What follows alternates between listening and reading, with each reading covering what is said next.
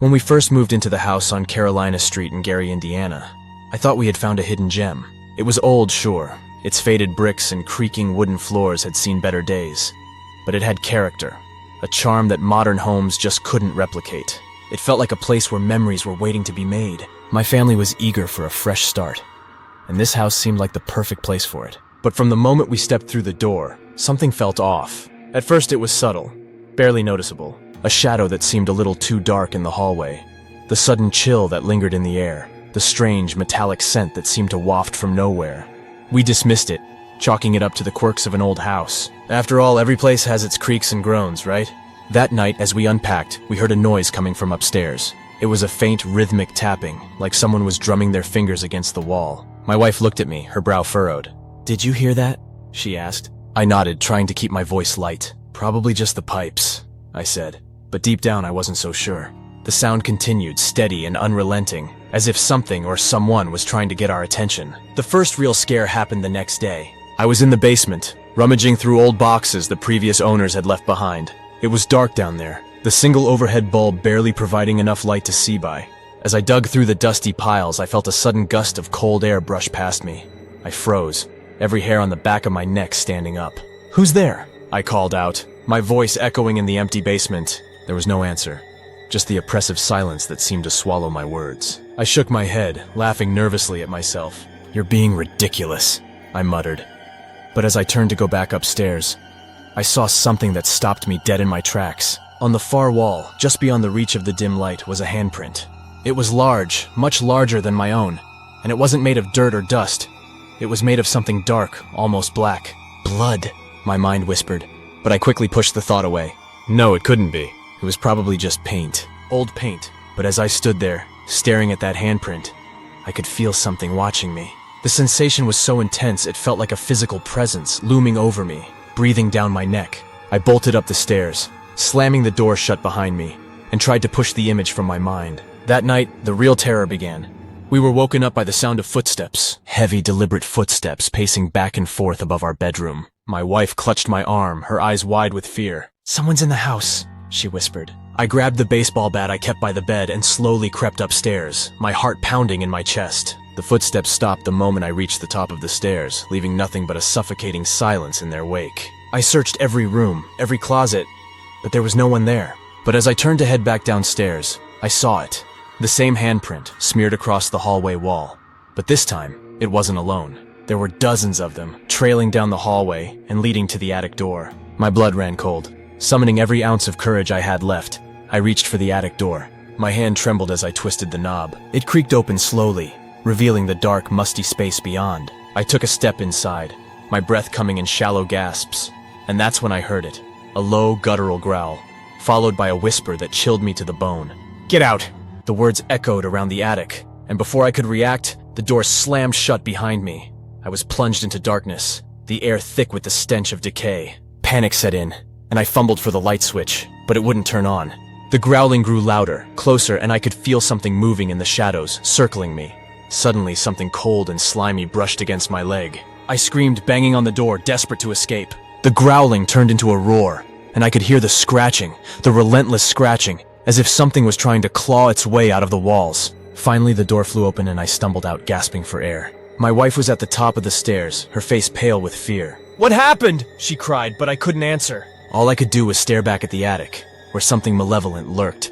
Something that wanted us out of its house. That night, we didn't sleep. The footsteps continued. The whispering voices never ceased, and the growling seemed to come from everywhere at once. The house was alive, and it wanted us gone. But what terrified me the most was the realization that leaving might not be an option. We were trapped, and whatever was in that house wasn't going to let us go. Not without a fight. The following morning, the house was eerily quiet. The kind of quiet that made the skin on my arms prickle, as if the silence itself was pregnant with some unspeakable horror.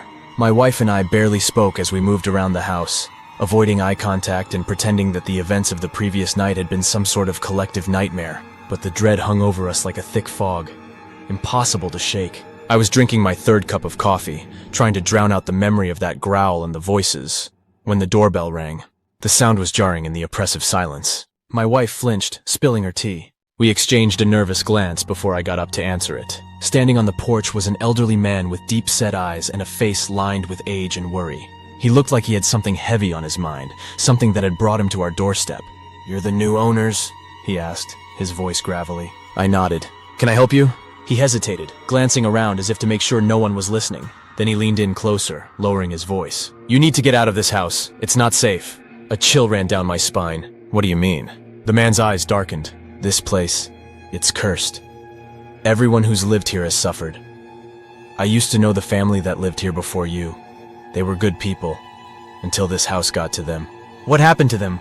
I asked, my heart pounding. "They went mad," he said bluntly. "It started small, just like it probably did with you. Strange noises, things moving on their own, cold spots.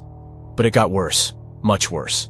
I swallowed hard, trying to keep my voice steady. "What do you mean by worse?" He sighed, shaking his head. "The father, he started seeing things. Dark things. Shadows that followed him everywhere. He became obsessed. Started locking himself in the basement, claiming something was down there, something evil. The mother, she started hearing voices, whispers telling her to do things, terrible things. And the kids were terrified, always crying, always hiding. One day they just vanished." "Vanished?" I echoed, disbelief creeping into my voice. "They found the father hanging in the attic," the man continued, his voice hollow. "The mother was never found. As for the kids, they say you can still hear them crying sometimes late at night, but they're gone. Just gone." My stomach churned. Why hasn't anyone done anything about it? Why is the house still here? The man shrugged. "Some say it's the land. Something evil took root here long before the house was built. Others say it's the house itself, that it's a doorway to something other. Whatever it is, it won't let go of those who live here." I was speechless. The man's words hung in the air like a death sentence. I wanted to dismiss him, to call him crazy, but everything he said resonated too deeply with what we had already experienced. "Leave," he said again, his eyes boring into mine. "Leave while you still can." With that, he turned and walked away, his warning lingering in the air long after he disappeared down the street. When I closed the door, I felt the house settle around me, almost as if it was listening. My wife stood in the hallway, her face pale. "What did he say?"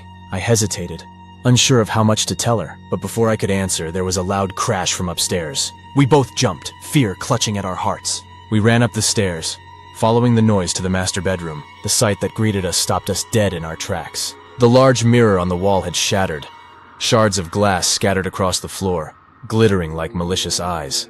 But that wasn't what made my blood run cold. Scrawled across the wall, in what looked like a mixture of dirt and something darker, was a message: "Leave or die." My wife let out a choked sob, backing away from the wall. "What is happening? What is this?" I didn't have an answer. My mind was racing, trying to piece together the nightmare we were living, but there was no logical explanation, no way to rationalize what we were seeing. And then, as if to drive the point home, the temperature in the room plummeted. Our breath came out in frosty clouds and the lights flickered ominously. The air grew thick, suffocating, as if the house itself was closing in on us. And that's when we heard it again. The growl, low, menacing, and all too real. It reverberated through the walls, shaking the very foundation of the house. My wife clung to me, her eyes wide with terror. I grabbed her hand and we bolted out of the room, slamming the door behind us. But the growl followed us, echoing through the house, growing louder, more intense. It was as if whatever was in that house was furious, enraged that we were still there. We stumbled down the stairs, breathless, hearts pounding in our chests. The house groaned around us, the walls seeming to close in. The shadows grew darker, more oppressive, and the whispers started again. A cacophony of voices all telling us the same thing. "Get out, get out, get out." We didn't stop until we were outside, gasping for air, the house looming behind us like a dark sentinel. The sun was setting, casting long shadows across the yard, but the house seemed to absorb the light, making it darker, more menacing. "We have to leave," my wife whispered, tears streaming down her face. "We have to leave now." But as I stood there, staring at the house, I knew it wasn't going to be that simple. Something was holding us there, something powerful, something evil, and it wasn't going to let us go without a fight. We were trapped in that house, prisoners of something beyond our understanding, and I could feel it.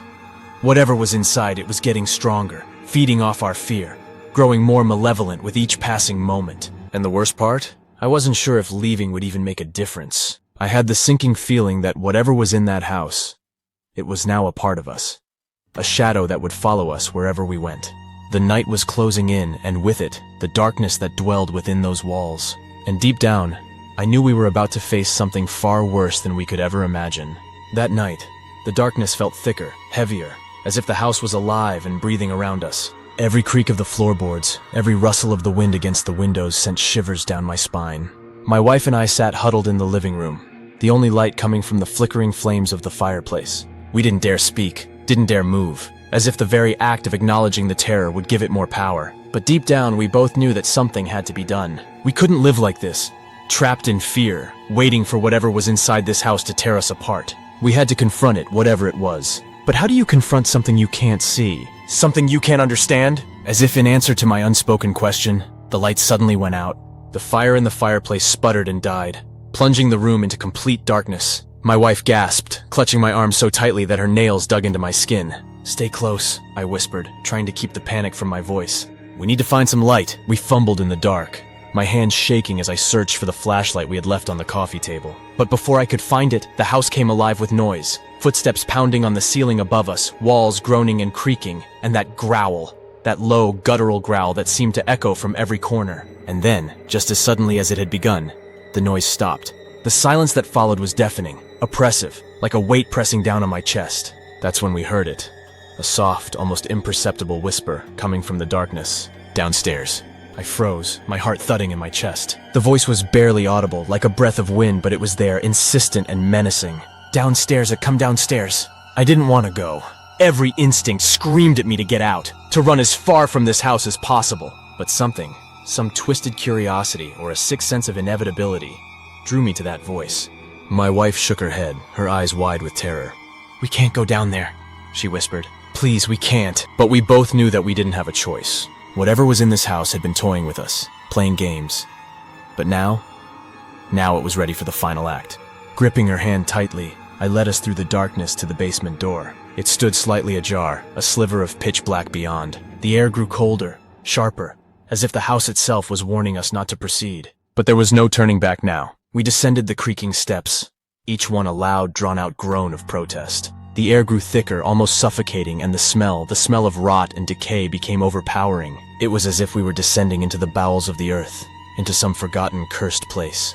When we reached the bottom, the darkness was so complete that I could barely see my hand in front of my face. But there, in the center of the basement, was a faint, flickering light. It was a single candle, its flame unnaturally steady despite the cold air. And surrounding it, drawn in what looked like blood, was a large, intricate symbol. Something ancient, something evil. We stared at it, both of us too terrified to move, too terrified to speak. The walls seemed to close in around us, the darkness pressing down like a living thing. And then, the whisper started again, louder this time, more insistent. "Join us! Join us! Join us!" I shook my head, trying to clear the fog of fear that clouded my mind. But the voices were everywhere, in my head, in the walls, seeping into my very bones. And then, from the shadows, it emerged. It was a figure, tall and gaunt, its skin stretched tight over its skeletal frame. Its eyes were hollow, empty pits of darkness, and its mouth twisted into a grotesque grin. But the most horrifying part was its hands. Long, clawed fingers that ended in sharp, blackened nails stained with blood. It was the thing that had been haunting us, the malevolent force that had terrorized every family before us. And now it wanted us. My wife screamed, a sound that tore through the suffocating darkness, but I couldn't move. I was rooted to the spot, paralyzed by the sheer terror of what stood before us. The creature moved closer, its footsteps slow and deliberate, the sound of its claws scraping against the concrete floor sending chills down my spine. It reached out, one of those grotesque hands stretching towards us. "Join us," it whispered, its voice a sickening blend of malice and hunger. But before it could touch us, something inside me snapped. I grabbed the candle from the floor and thrust it towards the creature. The light flared, momentarily blinding me, and I heard a sound, an unearthly scream that reverberated through the basement, shaking the very walls. The creature recoiled, its twisted form writhing in pain, and for a moment I thought we might have a chance. But then the candle flickered and died, plunging us back into darkness. The creature's screams turned to laughter, dark, guttural laughter that chilled me to the core. And then I realized it had been toying with us all along. The candle, the voices, the terror. It was all a game, a cruel, sadistic game. I turned to run, dragging my wife with me, but the basement door slammed shut, trapping us in the blackness. The creature loomed closer, its laughter growing louder, more deranged. In that moment, as the darkness closed in around us, I understood the truth. This wasn't just a haunted house. It was a trap, a prison for souls, and we had walked right into it. The creature wasn't just some malevolent spirit. It was a demon, a being of pure evil, and we were its next victims. My wife was sobbing, her grip on my hand growing weaker as the darkness pressed in, suffocating us. The creature was almost upon us now, its twisted form barely visible in the blackness. And then, with a final bone-chilling laugh, it lunged. The last thing I heard before the darkness swallowed us whole was that same whisper echoing in my mind. Welcome to hell. And then there was nothing.